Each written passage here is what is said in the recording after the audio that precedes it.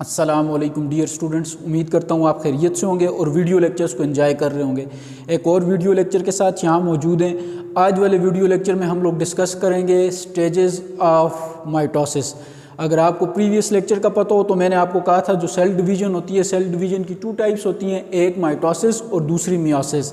आज overall week 3 का lecture number 1 है और आज वाले टॉपिक में हम लोग डिस्कस करेंगे माइटोसिस विद डायग्राम। माइटोसिस की हर स्टेज को हम लोग डिस्कस करेंगे किसकी मदद से, with the help of diagram. चलेंगे डायरेक्ट अपने टॉपिक की तरफ। हमारा टॉपिक है हमारे पास जी स्टेजेस ऑफ माइटोसिस। अब माइटोसिस की स्टेजेस की तरफ जाने से पहले सबसे पहले हमें माइटोसिस का पता होना चाहिए, जिसमें क्या होता है, एक पेरेंट सेल डिवाइड होता है कितने डॉटर सेल्स में, 2 डॉटर सेल्स में डिवाइड होगा। इस प्रोसेस को हम लोग किसका नाम देंगे, that process is known as mitosis. लेकिन कंडीशन क्या है कि 2 डॉटर सेल्स के अंदर जो नंबर ऑफ और जो नंबर ऑफ क्रोमोसोम होगा वो क्या होगा, सेम। इस प्रोसेस को हम लोग किसका नाम देंगे, माइटोसिस। तो माइटोसिस की 2 मेन स्टेजेस होती हैं। जब हम लोग स्टेजेस ऑफ माइटोसिस की बात करेंगे तो हम लोग कहेंगे there are 2 main stages of mitosis. कौन कौन सी 2 मेन स्टेजेस होंगी, एक होगी आपके पास कैरियोकाइनेसिस और एक होगी आपके पास साइटोकाइनेसिस। तो आज वाले वीडियो लेक्चर में हम लोग डिस्कस करेंगे कैरियोकाइनेसिस को with the help of diagram. पहले तो हम लोग डिफाइन करेंगे कि कैरियोकाइनेसिस एंड साइटोकाइनेसिस किसको कहते हैं। तो सबसे पहले हमें पता होना चाहिए ये जो कैरियोकाइनेसिस होता है ये हम लोग कहते हैं द डिवीजन ऑफ न्यूक्लियस। ये सेल का मेन पार्ट आ गया न्यूक्लियस। इस न्यूक्लियस के अंदर क्रोमोसोम होते हैं। ये क्रोमोसोम कैसे डिवाइड होते हैं, हम लोगों ने कहा माइटोसिस वो वाली डिवीजन है जिसमें पेरेंट सेल डिवाइड होते हैं 2 डॉटर सेल्स में with the same number of chromosome. अब ये सेम नंबर ऑफ क्रोमोसोम जब 2 डॉटर सेल्स में जाएंगे तो इसका मतलब है कि इन क्रोमोसोम्स का डिवाइड होना भी लाजमी है। तो ये क्रोमोसोम की डिवीजन को या न्यूक्लियस की डिवीजन को हम लोग जिस स्टेज का नाम देंगे that stage is known as karyokinesis. तो define karyokinesis the division of nucleus. Nucleus जो डिवाइड होगा और न्यूक्लियस के अंदर उसके जितने भी पार्टिकल्स होंगे, आइदर वो न्यूक्लियोलस है, न्यूक्लियर मेम्ब्रेन है, आर क्रोमोसोम है, ये सब जब डिवाइड होंगे तो हम लोग कहेंगे इस प्रोसेस को हम लोग किसका नाम देंगे, that process is known as karyokinesis. तो कैरियोकाइनेसिस की हमारे पास होती हैं 4 स्टेजेस। देयर आर 4 सब stages of karyokinesis. Which one, number 1 is a prophase, second one is a metaphase, third one is a anaphase and last one is a telophase. तो ये 4 phases होती हैं आपके पास कैरियोकाइनेसिस की। कैरियोकाइनेसिस को further हम लोग 4 स्टेजेस में डिवाइड करते हैं। कौन कौन सी 4 स्टेजेस होती हैं, पहली स्टेज आ गई prophase, next one is metaphase, third one is anaphase and last one is a telophase. अब और ये आ गया कैरियोकाइनेसिस। कैरियोकाइनेसिस के साथ मैंने आपको दूसरी डेफिनेशन बताई, ये दूसरी टर्म बताई थी साइटोकाइनेसिस। साइटोकाइनेसिस को हम लोग कैसे डिफाइन करेंगे, द डिवीजन ऑफ साइटोप्लाज्म। अब ये जो डिवीजन ऑफ साइटोप्लाज्म होता है ये एनिमल में अलग तरह से होता है और प्लांट में ये सेपरेट वे ये अलग तरह से होता है। ये जब हम लोग साइटोकाइनेसिस को पढ़ेंगे तो फिर हम लोग देखेंगे एनिमल के अंदर किसकी वजह से होता है और प्लांट के अंदर किसकी वजह से होता है। तो आज के वीडियो लेक्चर में हमारा कंसर्न सिर्फ कैरियोकाइनेसिस के साथ है। कैरियोकाइनेसिस की पहली स्टेज की तरफ चलते हैं और जो पहली स्टेज है वो है हमारे पास जी प्रोफेज। तो कैरियोकाइनेसिस की जो स्टेज नंबर 1 आ गई वो है जी हमारे पास प्रोफेज। प्रोफेज को हम लोग अपनी आसानी के लिए फर्दर डिवाइड करते हैं 2 सब स्टेजेस में। कितनी स्टेजेस में डिवाइड करेंगे, 2 सब स्टेजेस में डिवाइड करेंगे। कौन कौन सी 2 सब स्टेजेस होंगी, एक होगा अर्ली प्रोफेज और एक होगा आपके पास लेट प्रोफेज। अब देखें जी अर्ली प्रोफेज में क्या होता है, सिर्फ इतना याद रखें, ये जितनी कहानी यहाँ से लेके यहाँ डायग्राम तक की हुई है आपको सिर्फ इतना पता होना चाहिए कि अर्ली प्रोफेज में सिर्फ हमें न्यूक्लियस के अंदर ये जो रेड और ब्लू कलर वाली स्ट्रक्चर आपको नजर आ रही है इसको कहते हैं क्रोमोसोम। इसको किसका नाम देते हैं हम लोग, क्रोमोसोम। ये विजिबल होते हैं बस। अर्ली प्रोफेज में हम लोग कहते हैं जो क्रोमेटिन होता है। क्रोमेटिन क्या चीज़ होता है, पिछले वीडियो लेक्चर में आपको डिटेल से बताया गया है, कंडेंस। ये कंडेंस होते हैं, जुड़ते हैं आपस में, अटैच्ड होते हैं, एक दूसरे के करीब आते हैं एंड बिकम क्रोमोसोम। और ये क्या चीज़ स्ट्रक्चर बनाएंगे आपके पास, क्रोमोसोम वाली स्ट्रक्चर बनाएंगे। तो अर्ली प्रोफेज में आप सिंपल कह सकते हैं ये जो क्रोमेटिन्स होते हैं ये चेंज हो जाते हैं क्रोमोसोम में, बस ये अर्ली प्रोफेज होती है। और जब क्रोमेटिन्स क्रोमोसोम में चेंज होते हैं तो हम लोग कहते हैं क्रोमोसोम की जब मैं और आप स्ट्रक्चर देखते हैं प्रोफेज में तो हमें वो नजर आती है कि क्रोमोसोम के पास इस तरह के 2 आर्म्स होते हैं। ये देखें, ये एक आर्म, ये दूसरा आर्म, ये एक आर्म, ये दूसरा आर्म। तो हम लोग कहेंगे क्रोमोसोम कंसिस्ट ऑफ क्रोमेटिड्स। ये क्रोमेटिड्स हैं, ये देखें, ये जिसको मैं नंबरिंग में 1 कर देता हूँ, इधर मैं नंबरिंग 2 कर देता हूँ। ये 2 क्रोमेटिड्स हैं, 2 आर्म्स हैं और ये अटैच्ड हैं इधर ब्लू कलर के साथ। ब्लैक रेड में आप देख सकते हैं कि क्रोमेटिड्स अटैच्ड हैं ब्लू कलर वाले डॉट के साथ। ये जो ब्लू कलर वाला डॉट है इसको नाम देंगे सेंट्रोमेयर। किसका नाम देंगे? सेंट्रोमेयर। इस पूरे को समराइज करें तो अर्ली प्रोफेज को हम सिंपल समराइज कर सकते हैं। इसमें सेल के अंदर या न्यूक्लियस के अंदर क्रोमोसोम विजिबल होते हैं, क्रोमोसोम के पास क्रोमेटिड्स होते हैं और ये क्रोमेटिड्स क्या होते हैं? आपके पास अटैच्ड होते हैं। किसके साथ अटैच्ड होते हैं? सेंट्रल पार्ट के साथ। और उस सेंट्रल पार्ट को किसका नाम देते हैं हम लोग? सेंट्रोमेयर का। किसका नाम देंगे जी? सेंट्रोमेयर का। ये आपके पास कौन सी फेज होती है जी? Early prophase. अर्ली प्रोफेज को आप सिंपल इस तरह डिफाइन कर सकते हैं कि अर्ली प्रोफेज में हमारे पास कौन सी चीज़ विजिबल होती है? क्रोमोसोम। क्रोमोसोम के दो आर्म जिनको किसका नाम देते हैं? क्रोमेटिड्स। ये किसके साथ अटैच्ड होते हैं? सेंट्रोमेयर के साथ। इसके साथ जो दूसरी फेज होती है वो होती है जी आपके पास लेट प्रोफेज। अब हम लोगों ने पढ़ा था एनिमल सेल प्लांट सेल से एक ऑर्गेनेली की वजह से डिफरेंट होते हैं और वो जो ऑर्गेनेली होती है वो होती है सेंट्रियोल। तो हम लोग कहेंगे ये जो सेंट्रियोल होगा एनिमल सेल में माइटोसिस के वक्त ये जब प्रोफेज होगी तो सेंट्रियोल अपोजिट पोल पे मूव कर जाएगा। अगर सेंट्रियोल इधर है तो ये सेंट्रियोल आपके पास अपोजिट पोल पे इस तरह दो अपोजिट पोल पे डिवाइड होने के बाद अपोजिट साइड पे क्या कर देगा? मूव कर देगा। तो लेट प्रोफेज में क्या होता है? जो पहली चेंज आती है वो ये आती है कि एनिमल सेल के अंदर ये जो दो पेयर्स ऑफ सेंट्रियोल्स होते हैं ये आपके पास ये सेंट्रियोल हम लोग कहते हैं ये मूव कर जाता है किधर? अपोजिट साइड पे। और इनके दरमियान जो एंगल होता है वो होता है 90 डिग्री का। मतलब ये जब अपोजिट पोल पे जाएंगे तो इनके दरमियान जो एंगल होगा वो होगा आपके पास 90 डिग्री का। और फिर हम लोग कहेंगे जब ये अपोजिट पोल पे जाएंगे तो इन सेंट्रियोल से आपके पास धागे निकलेंगे, नेटवर्क ऑफ फाइबर्स निकलेंगे, इस तरह की स्ट्रक्चर निकलेगी, इस तरह के धागोनुमा स्ट्रक्चर निकलेगी। और उन धागोनुमा स्ट्रक्चर को हम लोग किसका नाम देंगे? That fibre are known as spindle fibres. ये जो दो सेंट्रियोल्स अपोजिट पोल पे मूव करके चले गए, इधर डायग्राम में आप क्लियर देख सकते हैं, ये सेंट्रियोल ये अपोजिट पोल पे चले गए, इनके दरमियान एंगल आ गया आपके पास 90 का और इनसे ये ब्लू कलर वाली चीज़ें निकल रही हैं, ये ब्लू कलर्स वाले थ्रेड निकल रहे हैं। इन ब्लू कलर वाले थ्रेड्स या फाइबर्स को हम लोग किसका नाम देते हैं? स्पिंडल फाइबर का।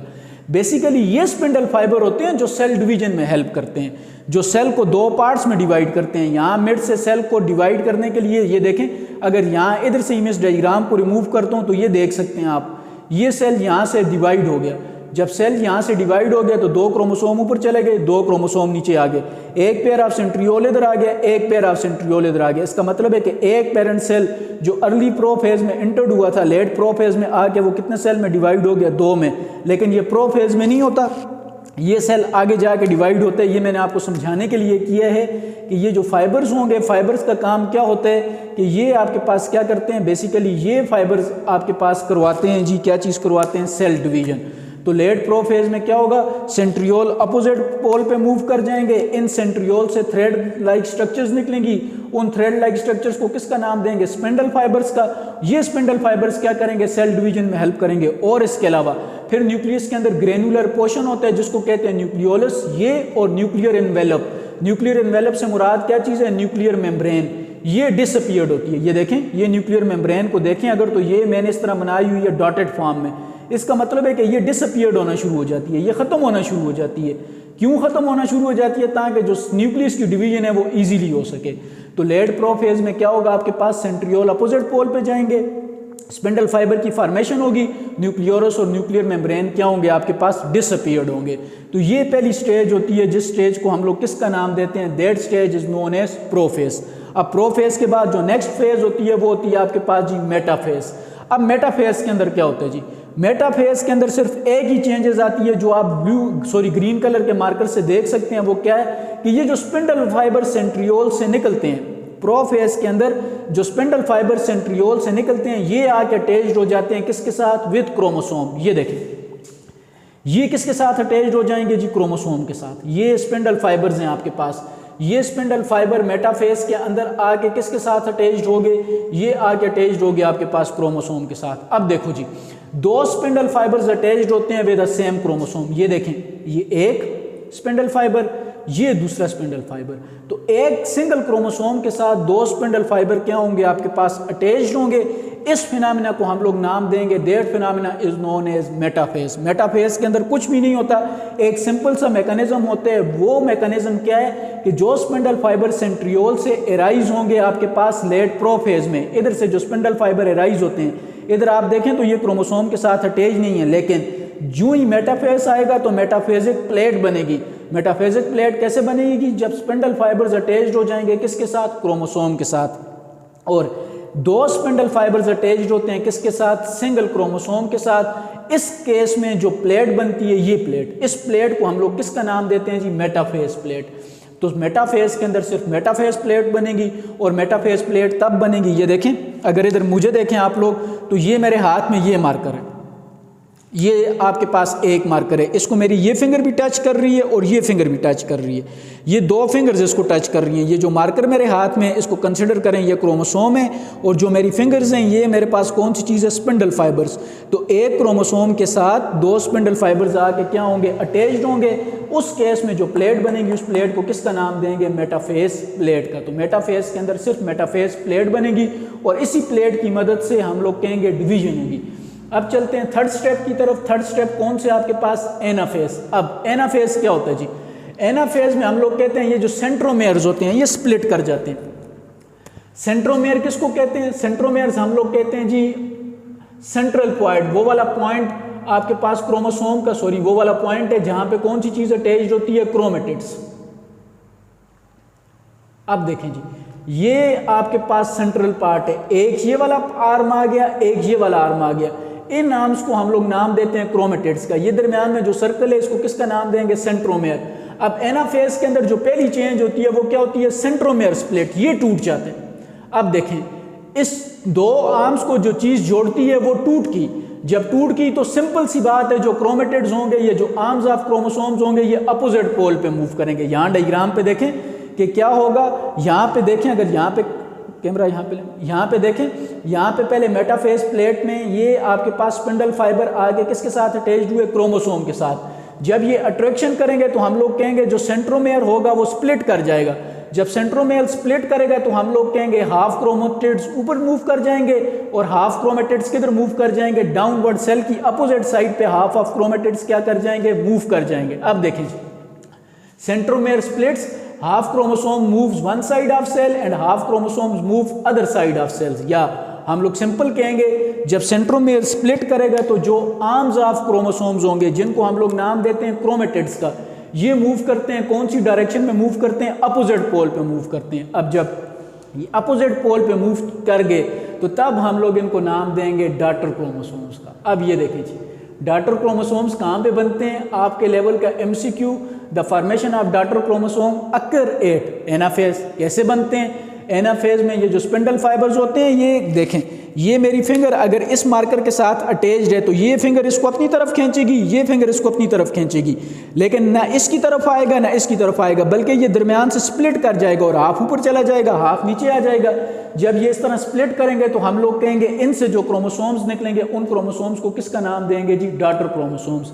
और फिर हम लोग कहेंगे डॉटर क्रोमोसोम जब बन जाएगा, फिर सेल की जो सेल मेम्ब्रेन होगी, outer membrane in animal cell, ये किधर मूव करेगी? इनवर्ड। ये देखें, अब ये देखें, जब क्रोमोसोम अपोजिट पोल पे चले गए तो यहाँ पे सेल जो है वो बिल्कुल स्ट्रेट था, सर्कुलर फॉर्म में था, लेकिन इधर जो सेल है वो आपके पास सेल मेम्ब्रेन किधर मूव कर रही है? इनवर्ड मूव कर रही है। ये देखिए जी, फिर यही सेल मेम्ब्रेन जब कंटिन्यूसली अंदर की तरफ मूव करेगी तो हम लोग कहेंगे कि जो सेल है ये क्या हो गया? आपके पास सेपरेट हो गया, और एक पेरेंट सेल से कितने डॉटर सेल्स बन गए आपके पास? 2। लास्ट फेज की तरफ आ जाएं, जो लास्ट फेज है वो आपके पास कौन जी? टीलोफेज। टीलोफेज को किसका नाम देते हैं जी? Reverse of prophase. क्या मतलब रिवर्स ऑफ प्रोफेज? प्रोफेज के अंदर जो चेंजेस आती हैं उनका रिवर्स किसके अंदर होते हैं? टीलोफेज के अंदर। कौन कौन सी चेंजेस आती हैं जी? पहली देखते हैं जी। प्रोफेज के अंदर स्पिंडल फाइबर बनती है, इसमें स्पिंडल फाइबर स्प्लिट हो जाते हैं, टूट जाते हैं जी। फिर प्रोफेज में न्यूक्लियर मेम्ब्रेन डिसअपीयर्ड होती है, इसमें दोबारा न्यूक्लियर मेम्ब्रेन बनना शुरू हो जाती है। यहाँ डायग्राम में देखें तो ये न्यूक्लियर मेम्ब्रेन दोबारा बन रही है ब्लैक कलर में, अगर आप लोग देख सकें। ये स्पिंडल फाइबर्स हैं सेंट्रियोल्स के साथ, ये पार्ट अटैच्ड। प्रोफेज के अंदर इनकी फॉर्मेशन होती है, जबकि टीलोफेज के अंदर ये क्या हो जाते हैं, दोबारा से जी स्प्लिट कर जाते हैं। अब दोबारा जब इस तरह आपस में जुड़ेंगे तो हम लोग कहेंगे दोबारा ये सेल को क्या करेंगे, डिवाइड करेंगे। फिर 2 डॉटर न्यूक्लियाई आर फॉर्म्ड। अब ये देखें जी, ये सेल मेम्ब्रेन इनवर्ड मूव करेगी। जब ये इनवर्ड मूव करेगी, इधर ये क्रोमोसोम अलग हो गए, इधर ये क्रोमोसोम अलग हो गए। क्रोमोसोम अलग हो गए तो क्रोमोसोम के हमेशा न्यूक्लियस के अंदर होते हैं, न्यूक्लियस के बाहर न्यूक्लियर मेम्ब्रेन भी आना शुरू होगी। अब आप लोग बताएंगे कि एक सेल के अंदर कितने न्यूक्लियस आ गया, आपके पास 2, तो हम लोग क्या कहेंगे, टीलो सेल के अंदर, टीलोफेज में 2 डॉटर न्यूक्लियाई क्या हो जाते हैं, प्रेजेंट हो जाते हैं। और जो क्रोमोसोम्स हैं वो दोबारा कंडेंस, वो अनकॉइल्ड हो के दोबारा किस स्ट्रक्चर में चले जाते हैं, in the form of chromatin. वो दोबारा कौन सी शेप अख्तियार करते हैं, क्रोमेटिन वाली। जब फिर ये कैरियोकाइनेसिस कंप्लीट होगा, कैरियोकाइनेसिस के बाद साइटोकाइनेसिस होगा, ये एक सेल 2 सेल्स में डिवाइड होगा।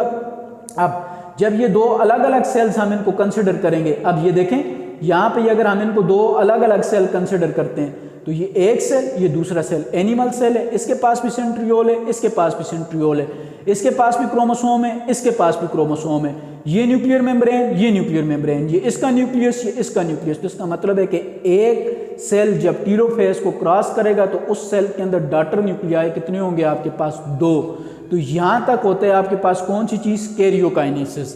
तो कैरियोकाइनेसिस को दोबारा देख लें, 4 फेजेस होती हैं, कौन कौन सी, prophase, metaphase, anaphase, telophase. Prophase को फर्दर 2 स्टेजेस में डिवाइड करते हैं, early prophase and late prophase. Prophase के अंदर क्या होता है, अर्ली प्रोफेज में सिर्फ क्रोमोसोम विजिबल्स होते हैं, लेट प्रोफेज में सेंट्रियोल से स्पिंडल फाइबर एराइज होते हैं और न्यूक्लियर मेम्ब्रेन क्या होती है, आपके पास डिसअपीयर्ड होती है। मेटाफेज में स्पिंडल फाइबर्स आके किसके साथ अटैच्ड होते हैं, क्रोमोसोम के साथ। जब स्पिंडल फाइबर क्रोमोसोम्स के साथ अटैच्ड होते हैं तो मेटाफेज प्लेट बनती है। एनाफेज में सेंट्रोमेयर स्प्लिट करते हैं, क्रोमेटिड्स अपोजिट पोल पे मूव करते हैं और जो सेल मेम्ब्रेन होती है वो इनवर्ड फोल्ड होना स्टार्ट करती है। टीलोफेज में क्या होता है, टीलोफेज में स्पिंडल फाइबर स्प्लिट करेंगे, न्यूक्लियर मेम्ब्रेन दोबारा बनेगी और डॉटर न्यूक्लियाई जो होंगे, 2 डॉटर न्यूक्लियाई एक सेल के अंदर प्रेजेंट होंगे और लास्ट में जो क्रोमोसोम्स होंगे ये दोबारा किस स्ट्रक्चर में जाएंगे, in the form of chromatin. तो आज के वीडियो लेक्चर में इतना ही। नेक्स्ट वीडियो लेक्चर में जब हम लोग आएंगे तो इंशाल्लाह डिस्कस करेंगे हम लोग साइटोकाइनेसिस, और साइटोकाइनेसिस के साथ हम लोग डिस्कस करेंगे इंपॉर्टेंस ऑफ माइटोसिस। तो आज के वीडियो लेक्चर्स में आपका जो होमवर्क है वो है जी डायग्राम्स ऑफ माइटोसिस। आप माइटोसिस की हर स्टेज को with the help of diagram समझने की कोशिश करेंगे। नेक्स्ट वीडियो लेक्चर तक अपना ख्याल रखिएगा। शुक्रिया, वस्सलाम, खुदा हाफिज़।